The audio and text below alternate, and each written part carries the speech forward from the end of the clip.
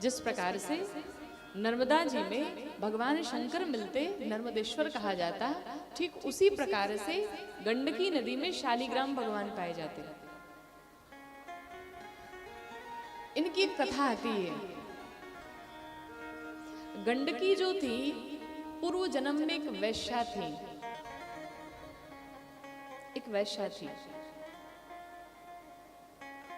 एक बार गंडकी के पास में एक संत मिले। संत भगवान से उस वैश्या ने कहा, सरकार आप संतों का तो यही कार्य है, हमारे जैसे अपवित्र लोगों को भी पवित्र कर देते, भगवान की शरणागति दे देते। प्रभु सबका तो कल्याण आप कर रहे हैं, लेकिन हमारे जैसी वैश्या का भी कल्याण किस प्रकार होगा, कुछ उपाय बताइए। संत भगवान ने कहा, देखो मात्र एक मार्ग है कि तुम भगवान का भजन करो, नाम जप करो, निश्चित रूप से भगवान तुम्हें मुक्ति देंगे, तुम्हारा कल्याण होगा। गंडकी ने संत भगवान से कहा प्रभु अब इस शरीर से मैं भजन नहीं कर सकती, ये संभव नहीं है। क्यों? क्योंकि मैंने जीवन भर वैश्यावृत्ति का कार्य किया और अब इस समय आकर के मैं भजन करूं, ये संभव नहीं, मैं भजन नहीं कर पाऊंगी, कुछ दूसरा मार्ग बताओ। दर्शन करिए भगवान कितने दयालु हैं। संत भगवान ने कहा, अच्छा कोई बात नहीं, अगर तुम्हें वैश्यावृत्ति नहीं छोड़नी है तो एक काम करो, संकल्प ले लो कि आज के बाद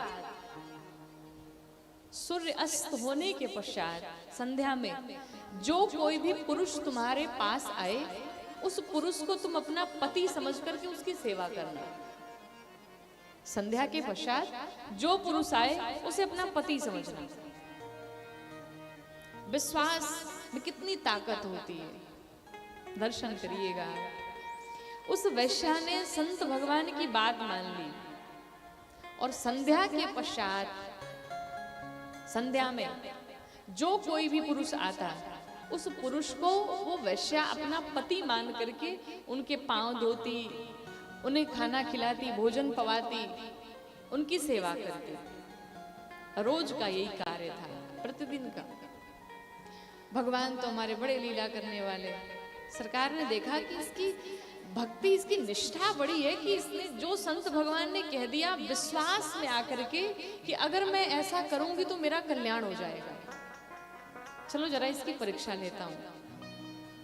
भगवान साक्षात स्वरूप बना करके एक साधारण सा मनुष्य का चले आए और भगवान एक मनुष्य का रूप धारण करके जैसे ही आए, गंडकी ने प्रतिदिन की भांति उस दिन भी भगवान को भी घर के भीतर ले गई, पांव धुला, बढ़िया से बिठाया आसन पे, उनको बढ़िया से भोजन बनाया और भोजन पवाया।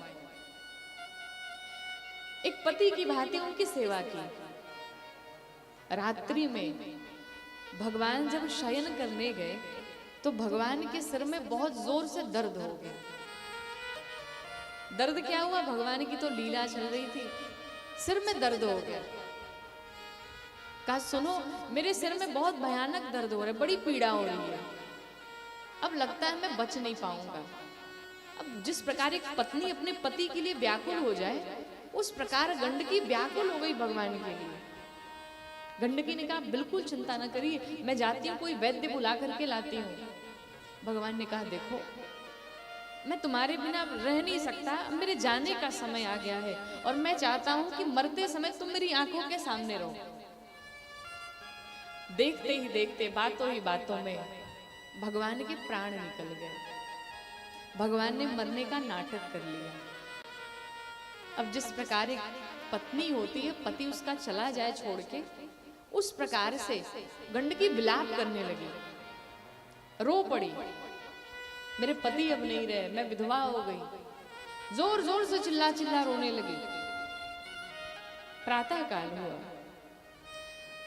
वो वैश्या भगवान को जिस प्रकार से मृत्यु के पश्चात जो क्रियाएं की जाती हैं सबको बुला करके उसने वो सारी क्रियाएं कराई।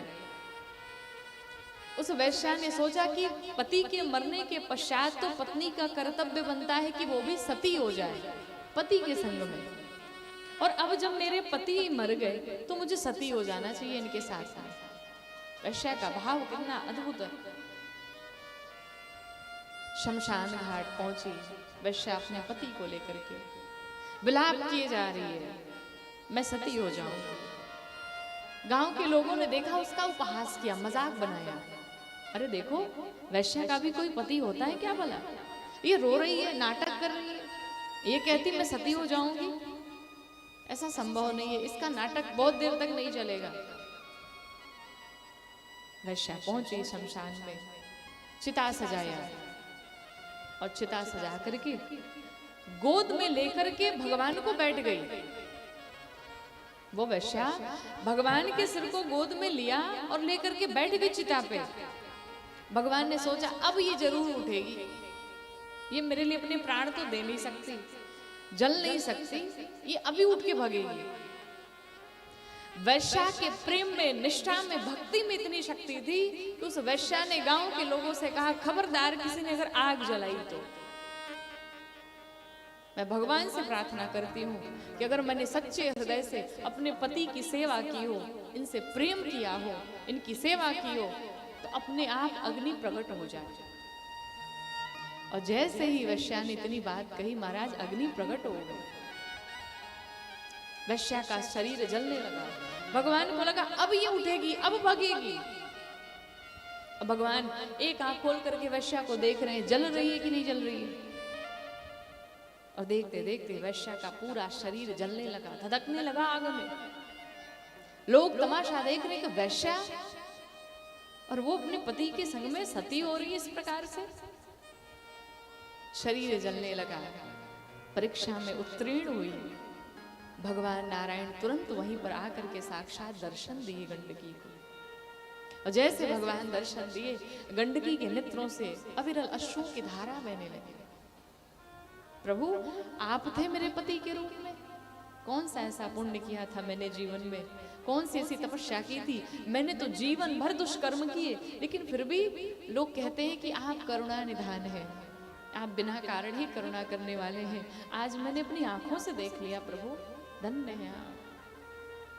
काश मैंने आपकी जीवन भर अगर पूजा की होती, तपस्या की होती, तो मुझे कौन सी गति आप देते प्रभु। आपने मेरे ऊपर इतनी करुणा की। भगवान प्रसन्न हुए गंडकी पे। कहा देवी तुम वरदान मांगो, तुम्हें क्या चाहिए।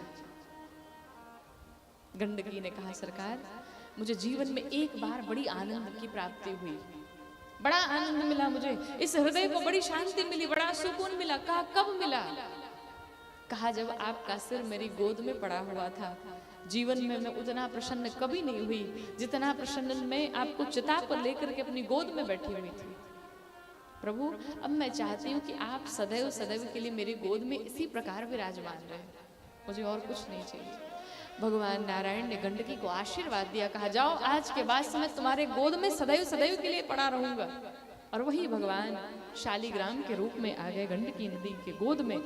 गंडकी की आंखों से ऐसे अविरल अश्रुओं की धारा बही कि वो एक नदी के रूप में परिवर्तित हो गई। और उसी नदी का नाम है गंडकी नदी। और उसी गंडकी नदी में शालिग्राम भगवान पाए जाते हैं। बोले भक्तवत्सल भगवान की